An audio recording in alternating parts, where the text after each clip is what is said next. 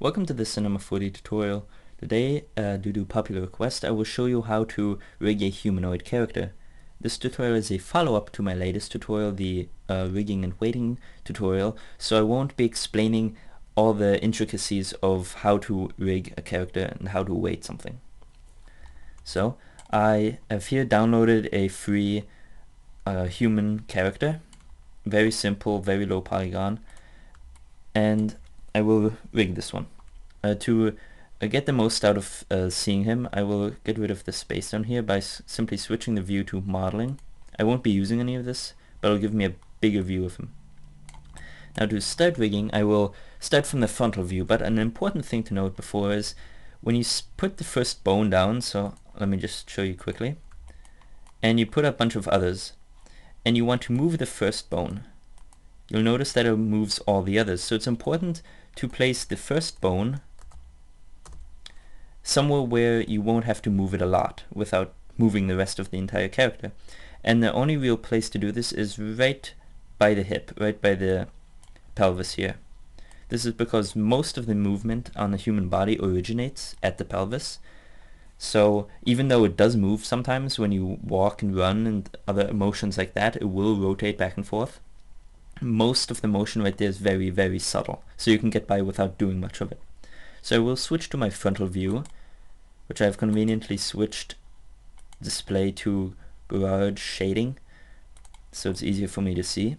And I will start by adding a joint right by the pelvis. So to do this, character, joint tool, and since I have modifiers move, I will have to press Control before drawing any bones.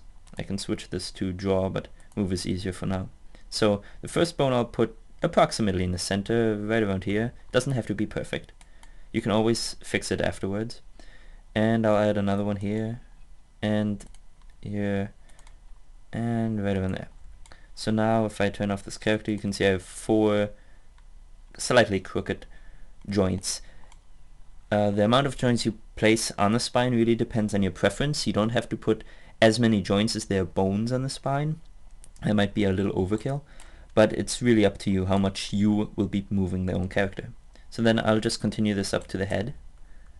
Another one maybe right there, a neck bone, oops, there, a neck bone, and the head. Now I want to align these so that they actually line up with the character, because right now they're just straight. So I'll go into my side view. I'll be able to grab these. Since it's a move tool, I can just grab them and kind of adjust them based on the shape of the curve here, not so much the front. And move this one up a little bit. I'll have one bone cover the neck, and then one bone cover the rest of the head. So now if I go into my perspective view, turn off the character, I can kind of get the idea of a curved spine and a head. Now we want to do the arms. To do this, back into the front view, and since I know my character is symmetrical, or at least it looks very symmetrical, I can just start and create a symmetrical things, bones, so I don't have to do twice the amount of work. And to add these bones, I won't start from the head. I won't draw down like this, but instead I'll start from right on there. So I'll find that bone. Actually, I think I can just click it. Yep. And then switch back into my joint tool and uncheck Root Null. And because it's symmetric, I want to go to Symmetry and switch it to Draw. Now I should be able to draw 2 joints originating from this joint here. So I'll make the first by the shoulder, then I'll move down to the elbow, and then here you can either do 2 like such, ending at the wrist, or do 1. I usually do 1. 2 is if you want to rotate the hand without messing up the polygons here. For this example, I'll just do 1. And I'll leave the hands as is, because right now they're bent so much and there's so many of them, it would really just waste time instead of showing you anything constructive. So now I have to align the arms so that the joints so that they line up with the arm. So to do this, I will simply There we go. No, there we go. And go into the side view, zoom in a little, and move them so that they line up approximately.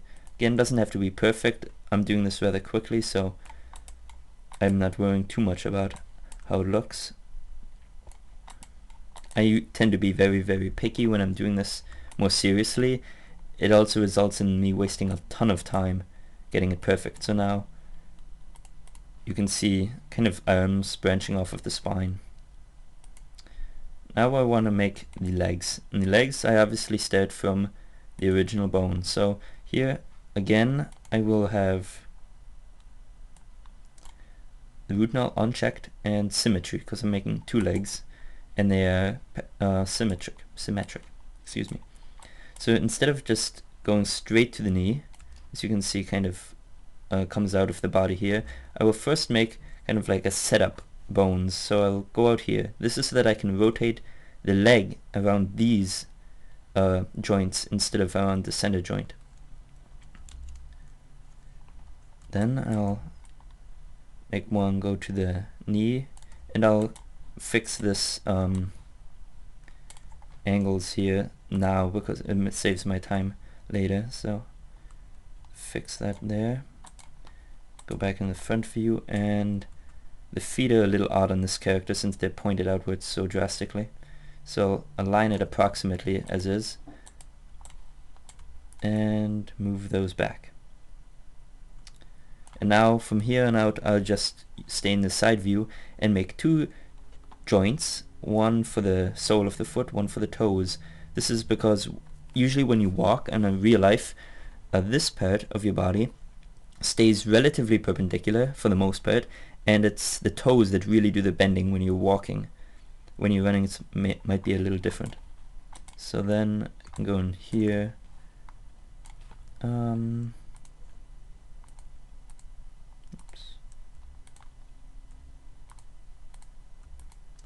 There we go. You can tell it's a little difficult at times, and push that outwards. That's good enough for the tutorial, really. But I'll be picky. And you can see I'm using the scale tool just to push them outwards. It does make them, excuse me, a little bigger, but that's alright. So now if we make this smaller and close the character, you can see pretty much a humanoid set of bones, joints that is, they're not yet bones. Now what we want to do is make it so that in a sense they are bones, so that they affect the motion of the body, because right now if I take the arm and rotate it, it doesn't move the actual arm at all. So to do this, I scroll all the way up, take the root of all the joints, right click and select children. It selects everything underneath it. And then I select the character object. I'll do control click, and now I go up to character and I find bind. You see a little icon of the joints to kind of a bone thing.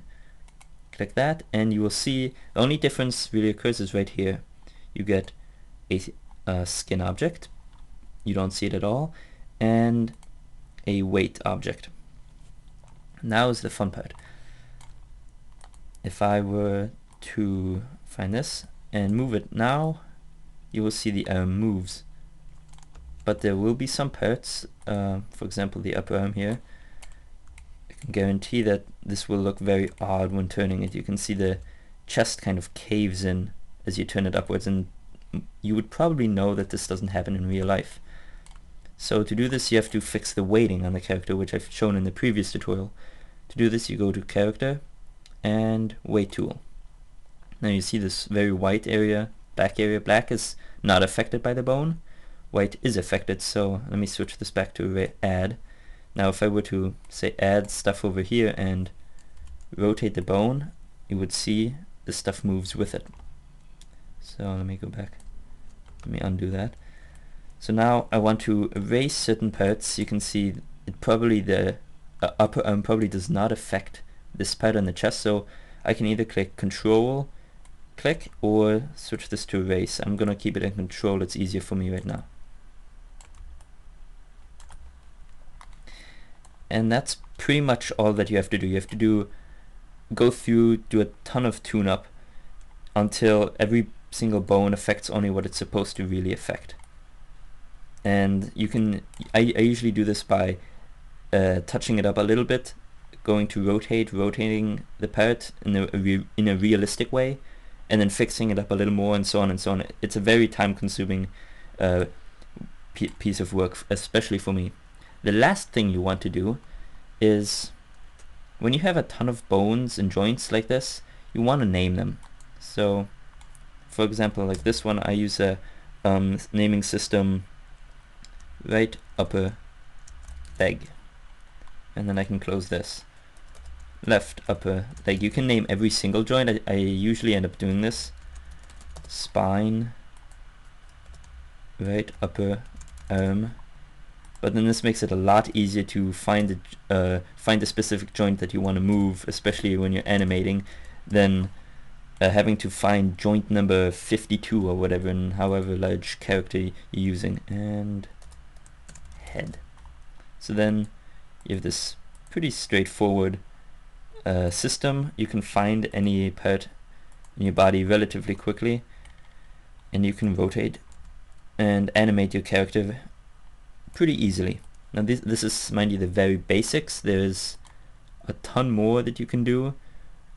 I usually don't use these. It's a pain to set up, for me at least, and I don't really use the other things too much. So this is really the most that I usually use. So thanks for watching, and I hope you found this very useful.